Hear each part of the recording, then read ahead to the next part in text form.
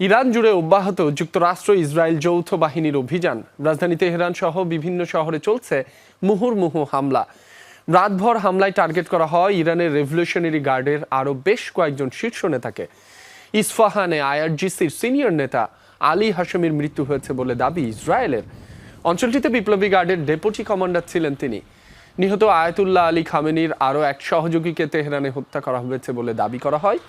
অন্যদিকে লেবাননের বৈরুতে একটি হোটেলেও মৃত্যু হয়েছে 5 জনের।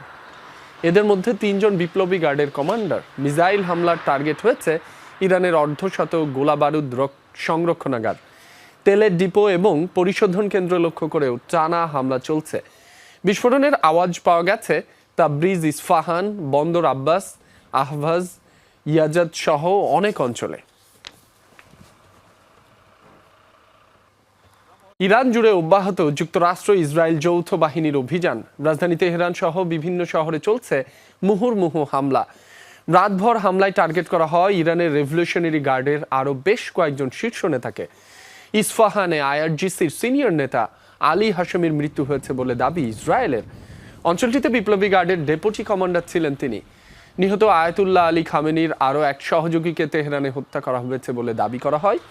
অন্যদিকে লেবাননের বৈরুতে একটি হোটেলেও মৃত্যু হয়েছে 5 জনের। এদের মধ্যে 3 জন বিপ্লবী গার্ডের কমান্ডার। মিসাইল হামলার টার্গেট হয়েছে ইরানের অর্ধশত গোলাবারুদ সংরক্ষণাগার, তেলের ডিপো এবং পরিশোধন কেন্দ্র লক্ষ্য করেও টানা হামলা চলছে।